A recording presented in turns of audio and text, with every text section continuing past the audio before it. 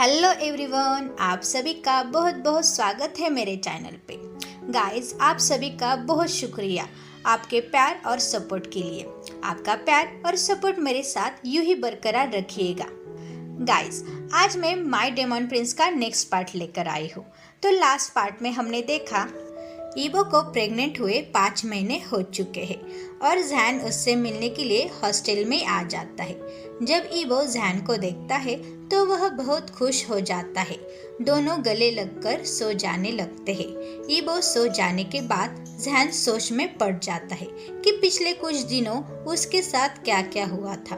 तो गाइस, आज हम ईबो अमेरिका जाने के बाद जैन के साथ क्या क्या हुआ था यह देखने वाले हैं। तो चलो गाइस, आज का पार्ट शुरू करते हैं। फ्लैशबैक। ईबो को विदेश में पढ़ाई के लिए निकले 1 महीना हो गया है। जैन उसे और अपने बच्चों को बहुत याद कर रहा था। जैन माफिया के काले बाजार में घूम रहा था। तभी अचानक उसके सामने पर्पल आंखों वाले 2 जीव प्रकट हुए और उसे प्रणाम किया। दोनों एक जैसे हैं, लेकिन एक के बाल लाल थे जबकि दूसरे के बाल नीले थे। राजकुमार, हमने आपको इतने लंबे के बाद पा ही लिया, लाल बालों वालों ने कहा। आप कौन हैं और आप मुझे राजकुमार क्यों बुला रहे हैं? जैन ने पूछा। आप हमारे प्रिंस हैं, डेमन किंग शियोजियानमिन और डेमन क्वीन शियोजियान के खोए हुए पुत्र प्रिंस शियोजान, नीले बालों वालों ने कहा। मेरा मजाक उड़ाना बंद करो वरना पछताओगे, जैन ने कहा। हम आपका मजाक नहीं उड़ा रहे, आपको हमारे साथ जाने की जरूरत है। आपके माता पिता आपसे मिलना चाहते थे, नीले बालों वाले जीव ने कहा। इससे पहले कि जैन विरोध कर सके, 2 प्राणियों ने उसके हाथ पकड़ लिए और वे कहीं पर टेलीपोर्ट हो गए। जैन को यह देखकर बहुत धक्का लगा कि उसने इतने सारे अलग अलग जीव जैसे राक्षस और बहुत कुछ थे। हम कहाँ पर है? जैन ने पूछा।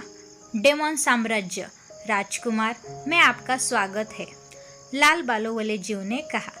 क्या आप 2 हैं? डेमन शान ने पूछा। हाँ, मेरा नाम रॉन है और वह रियॉन मेरा जुड़वा भाई है, लाल बालों वाले प्राणी ने कहा। आइए प्रिंस, हम आपको महल के अंदर ले चलते हैं। राजा और रानी आपको सब कुछ समझा देंगे, रियॉन द ब्लू मैन ने कहा। जैन ने उनका पीछा किया क्योंकि उसे लगता है कि वह उन पर भरोसा कर सकता है। जैन को एक खूबसूरत महल में ले जाया गया। वहाँ उन्होंने एक महिला और पुरुष को देखा जो उनके मिड-20 के दशक में जैसे दिख रहे थे। मेरे राजा और मेरी रानी, राजकुमार शियोजान यहाँ पर है, रॉन ने कहा। राजा और रानी उनकी ओर देखा और जैन पर ध्यान केंद्रित किया। तभी रानी की आंखें फटी की फटी रह गई और वह दौड़कर अपने बेटे के पास गई और उसे कसकर गले लगा लिया। मेरे बेटे, मुझे तुम्हारी बहुत याद आई। उन लालची राक्षसों से तुम्हारी रक्षा न कर पाने के लिए माँ को खेद है, जिवान ने कहा। क्या तुम सच में मेरी माँ हो? जैन ने पूछा। हाँ मेरे बेटे, मैंने 24 साल पहले तुम्हें जन्म दिया था। तुम इस राज्य के एकमात्र वारिस हो, इस डेमन किंगडम के एकमात्र राजकुमार हो, लेकिन तुम किसी भी अन्य राक्षसों की तुलना में अधिक शक्तिशाली पैदा हुए हो, हमसे भी ज़्यादा शक्तिशाली। कई दूसरे राज्य के राक्षस आपको चाहते थे। हमारे पास आपको मेरी बहन वेनकिंग को देने के अलावा कोई विकल्प नहीं था। वह आपको मानव क्षेत्र में ले गई, लेकिन कुछ राक्षसों ने उसे पकड़ लिया। उसने आपकी शक्तियों को सील कर दिया ताकि कोई भी आपको नुकसान न पहुंचा सके और छिपा जाए। लेकिन वह उन राक्षसों के द्वारा मारे गए क्योंकि वह उन्हें नहीं बताना चाहते कि आप कहाँ पर हैं। हमने उन राक्षसों को खत्म करने के लिए बहुत मेहनत की और जब हमने सफलतापूर्वक किया तो हमने आपको ढूंढने और उससे संपर्क करने की कोशिश की। पता है कि वह पहले ही मर चुकी थी और आप गायब हैं। हमने आपको 22 साल से खोजा है और केवल आपको अभी ही मिला, जिवान ने रोते हुए कहा। जैन भी अलग नहीं था, वह भी बहुत रो रहा था। तुमने मुझे कैसे खोजा? जैन ने पूछा। क्योंकि आपकी शक्ति धीरे धीरे जग रही है, इसीलिए हम आपको महसूस कर पाए हैं, फेंग मियान ने कहा। शक्तियाँ? जैन ने पूछा। आपकी आंतरिक शक्तियाँ। कहे कि आपको पिछले कुछ दिनों में अपने शरीर में कुछ परिवर्तन महसूस नहीं हो रहा है? फेंग मियान ने पूछा। मैंने कुछ महसूस किया, जैसे मेरा शरीर आग में जल रहा है, लेकिन यह इतना दर्दनाक नहीं। यह अभी भी सहने के योग्य है, जैन ने कहा। वह आपकी आंतरिक शक्तियाँ है, यह धीरे धीरे जागरूक हो रही है, फेंग मियान ने कहा। हमें तुम्हारी बहुत याद आती है मेरे बेटे। हम दोनों तुमसे बहुत प्यार करते हैं। तुम्हें जल्दी न पाने के लिए हमें खेद है, जियोन ने कहा। यह ठीक है माँ, जैन ने कहा। मेरे बेटे, आपके साथ 24 वर्षों में मानव क्षेत्र में क्या क्या हुआ? जियोन ने पूछा। मेरे साथ बहुत सी बुरी चीजें और अच्छी चीजें हुई है, जैन ने कहा। क्या बात है बेटा, मुझे सब कुछ बताओ, जियोन ने पूछा। जैन ने अपने पहले माता पिता की मृत्यु, अपने दोस्तों, अपने माफिया, अपने ईबो और भविष्य के बच्चों से अपनी कहानी सुनाना शुरू किया। जियोन और फेंग मियान उस लड़के को देखना चाहते थे जिसे उनका बेटा बहुत प्यार करता है। मैं देख सकता हूँ कि तुम उससे बहुत प्यार करते हो मेरे बेटे, जियोन ने कहा। जैन ने सिर हिलाया और जो उसकी गोद में सिर रख दिया। मुझे उससे बहुत प्यार है, वह मेरी परी है माँ। अब वह मेरे बच्चों के साथ प्रेग्नेंट भी है। मुझे बस उसकी याद आती है। उसे आखिरी बार देखे 1 महीना हो गया है। वह अपने पिता के सौदे पर विदेश में पढ़ रहा है, लेकिन वास्तव में मुझे उसकी बहुत याद आती है, जैन ने कहा। मैं उससे मिलने के लिए उत्साहित हूँ, जियोन ने कहा। मैं तुम्हें किसी दिन उससे मिलने दूंगा, जैन ने कहा। अभी के लिए मैं अपनी शक्तियों को नियंत्रित करने का ट्रेनिंग देता हूँ, फेंग मियान ने कहा। ठीक है पापा, जैन ने कहा। और उसी दिन से उन्होंने अपने पिता के अंडर ट्रेनिंग लेना शुरू कर दिया। 2 महीने बाद वह वांग हवेली में ईबो के पिता से भीख मांगने के लिए गया कि वह उसे ईबो और उनके बच्चों की देखभाल करने दे, और लकीली वांग चिरेन सहमत हो गया। लेकिन इससे पहले उसने जैन को एक रहस्य बताया जो वांग परिवार से संबंधित है। मुझे पता है कि आप मेरे बेटे से कितना प्यार करते हैं। आई एम सॉरी मेरे पहले के बिहेवियर के लिए। बस इतना है कि मैं अपने बेटे के लिए डरता हूँ। मैं नहीं चाहता कि आप उससे नफरत करें। अगर आपको हमारे परिवार के बारे में सच्चाई का पता चला, चिरेन ने कहा। क्या सच्चाई? जैन ने पूछा। हम डेमन है, डेमन के फैमिली से, चिरेन ने कहा।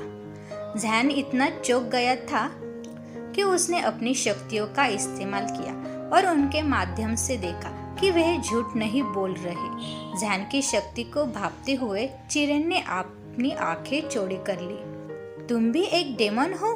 चिरेन ने पूछा। जैन ने सिर हिलाया और सब कुछ समझाया। रुको, क्या आपका मतलब है कि आप जियो फेंग मियान और जियो जियोन के बेटे हैं, जियो साम्राज्य के राजकुमार? चिरेन ने पूछा।